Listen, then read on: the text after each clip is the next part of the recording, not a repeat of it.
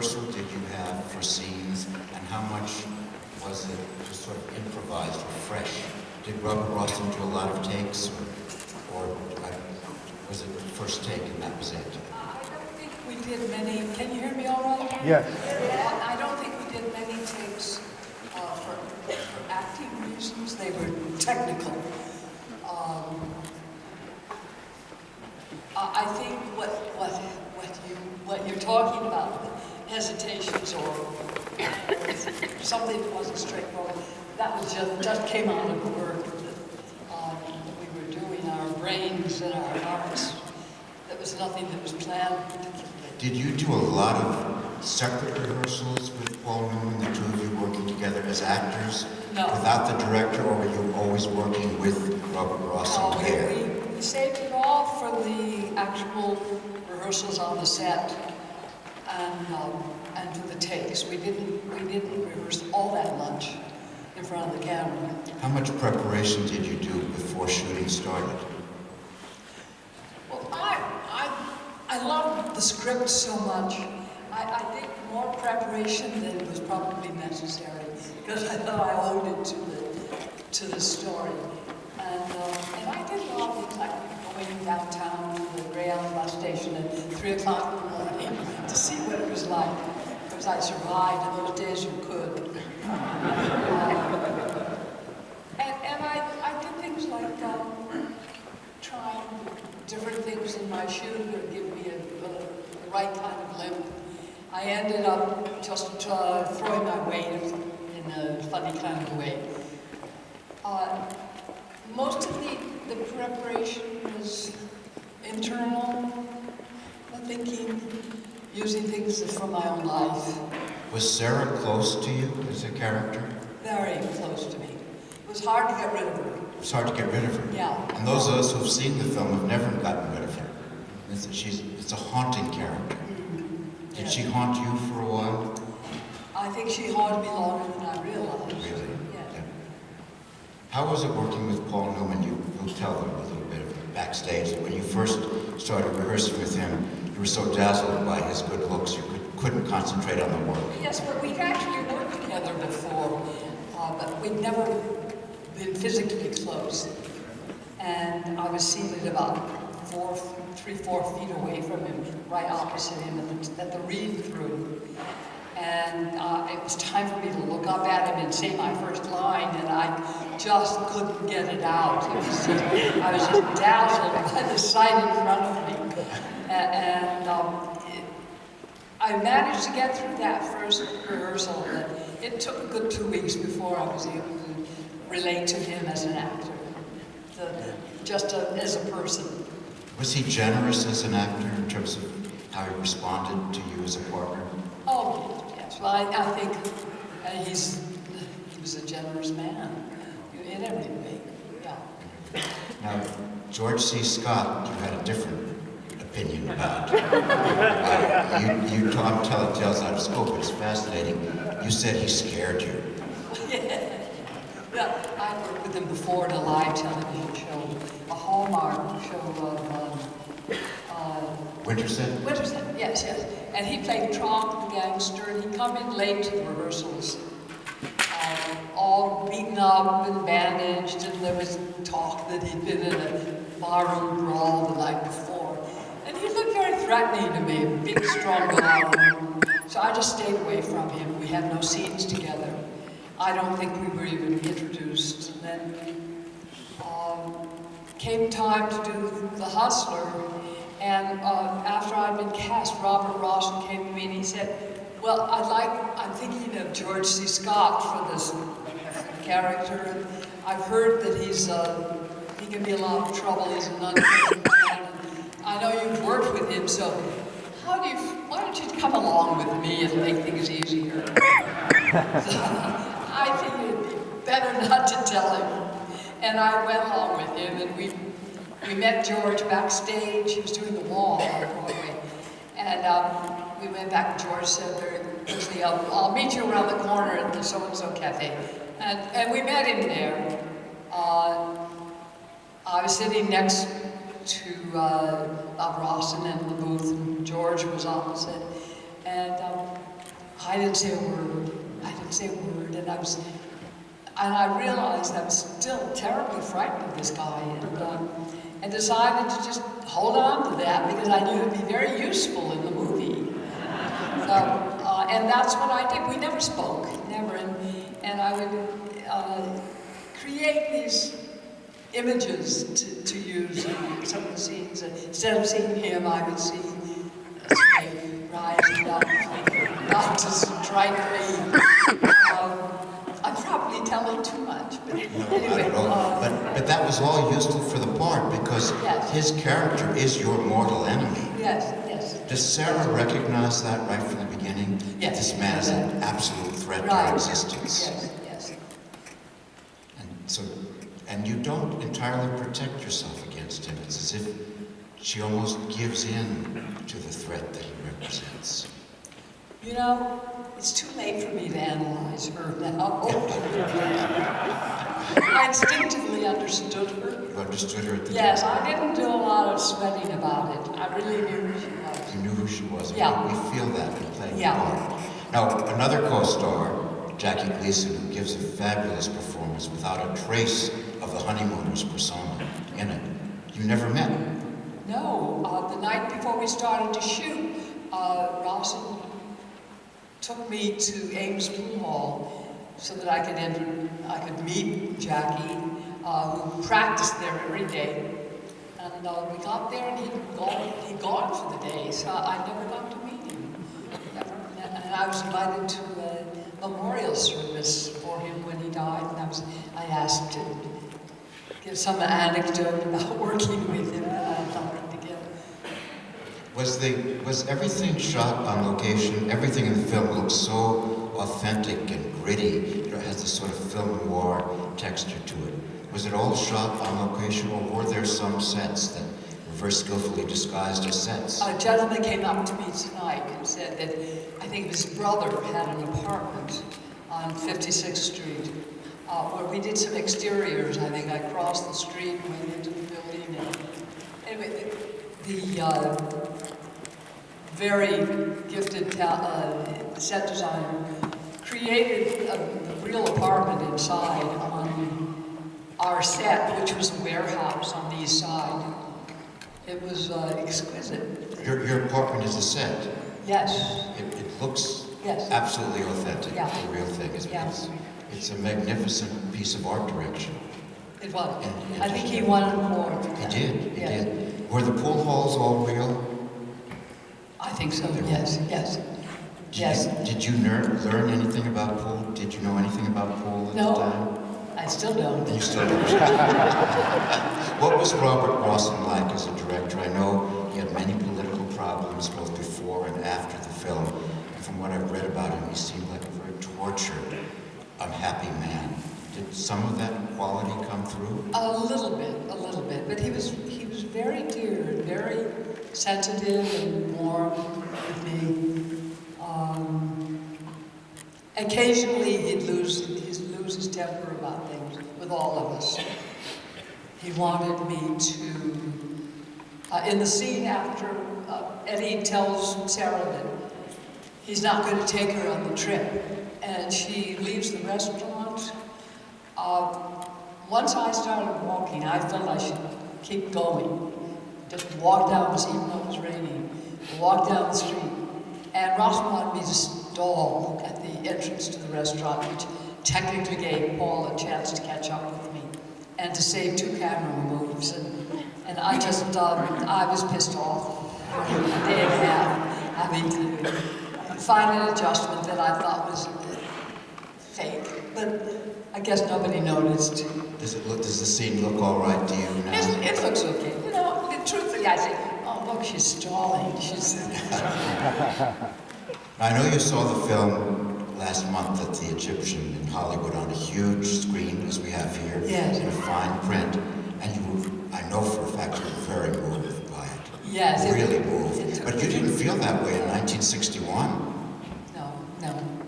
I was dreadfully disappointed the first time I saw it. I had such vivid images in my head about what this was going to look like. I was just swept away the first time I read the script.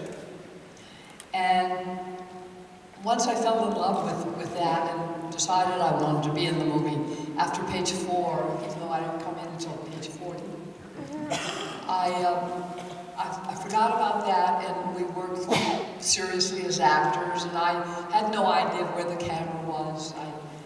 I wish I were the kind of actor who did. I'd be a better one, but I did forget all about that until I saw the finished movie, and I was shocked because it was so different from what I had imagined it was going to be in my mind's eye the first time I read it.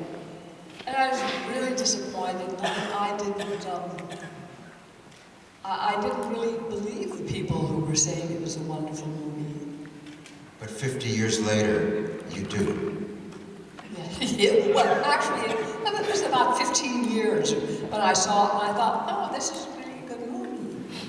And then I saw it very recently, and it was the first time that I didn't see myself. I saw Sarah, and I saw Fast Eddie and Paul.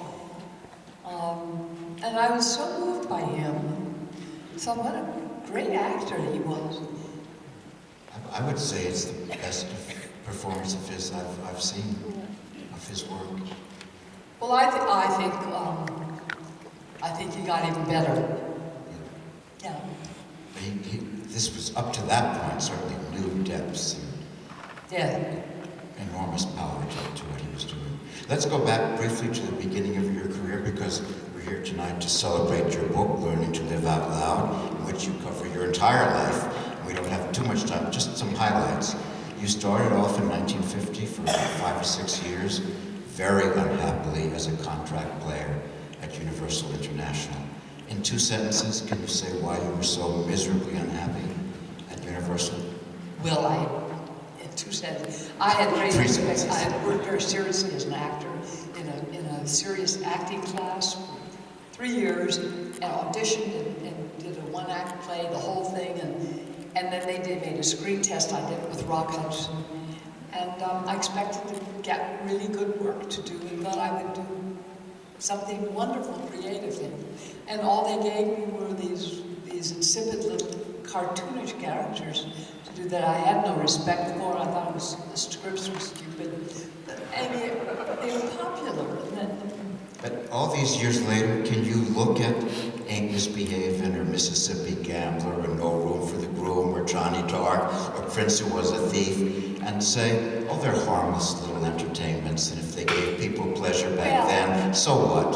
I don't know. About a couple of years ago, my grandson went to see me in Ain't Misbehavin'. Somebody asked, well, what's it like to see your grandma singing and dancing? And he said, weird. But do you look at your younger self from that period with compassion now? Do you forgive yourself for being in those silly movies? Well, yes, I forgave myself then. I tried to get out of the contract and they wouldn't let me. I used to write speeches for myself to take to the front office, like Betty Davis used to do it, and ask for real work. But I was more than shy. I was in a category called acute anxiety, and I literally couldn't express myself verbally except if I had a script to do it with. So I'd go into these offices and start to talk, and then my chin would drop to my chest like it did when I was a child, and I'd start to cry and I'd run out of the office. So, I did what I could do until they finally gave me something that I just couldn't take. Well, what was it that broke it and you realized you were not going to continue as a contract player? Well, they sent me a new script. It was a Western, a D-Western. Maybe F. Maybe F. And I just found it so insulting. And I lost hope for an instant. And I thought, no, I'm not going to do this anymore in my life. I'll stop acting if I have to do this. And I called my agent in the middle of the night and I said, you have to break my contract. You must do it. And, I'm willing to go to jail if necessary, but I'm not going to do this work anymore.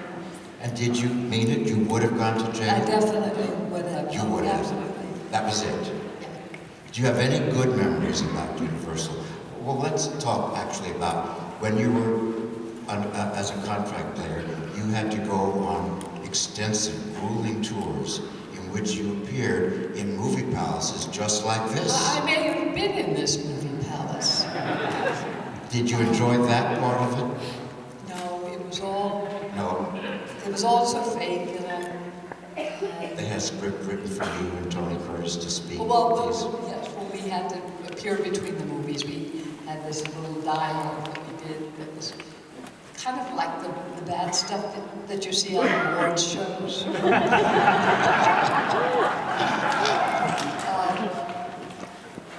No, it was nice to be able to travel and see cities. That was nice. But Universal did do something for you. They sent you to Korea twice, and I know that meant a lot to you. Yes, I was 18 the first time I went. It was, the war had just begun, and my parents were against my going. I was still living at home. And the studio said, oh, she'll be safe. And I really wanted to be able to do something real and useful. And so I went, and we spent a number of weeks there, and then I was able to go back again a year and a half later. And that did mean a lot to you. Yes, both trips did. I was able to encounter real life.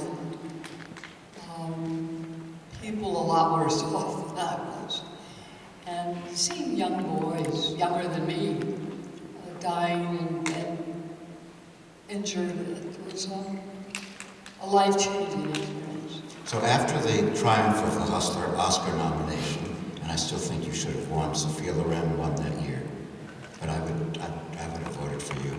But 15 years go by, you do plays. I saw you on Broadway in The Glass Menagerie, superb, but no films.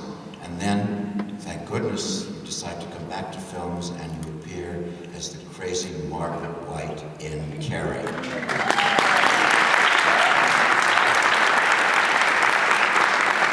How did Carrie happen? Well, I hadn't done a movie in 15 years, and didn't plan to. And I got a call from an ex-agent. I was living up in Woodstock and had been there for many years with my daughter and husband, and a studio where I carved stone. And she sent me a script, and I thought it was a comedy. And I told my husband, I don't think I'm interested in doing this. It's sort of cliche comedy, or it's trying to be. And he said, well, you know, Brian De Palma has a comedic approach to a lot of things that he does. And I thought, oh, maybe I misread this whole thing. It's a satire. So, on the basis of that, I took the train into the city and met Brian De Palma, who I liked very much. And by the time I got back to Woodstock, I got word that he wanted me in the movie. And then when you first started performing, did you give it a comic twist? Oh, definitely. We had some days of rehearsal, and I had worked out a couple of bits I thought would be really funny, and physical things. And I did this one thing twice, and Brian stopped me. He said, Piper, you can't do that. You're going to get a laugh. And that was the first inkling that I had in it, that it wasn't supposed to be. So did you do what actors call make an adjustment? I did pretty much the same thing, except that it fell on the other side, to reality and to, and with more intensity, real intensity, and came from a more real place of emotion. Now, if Sarah was close to you, surely Margaret White had no connection to you. I hope she didn't. Playing her was, well, the whole thing of being in a movie after 15 years was like going on vacation, on a paid vacation. And somehow my life experience had brought me to a time when it wasn't a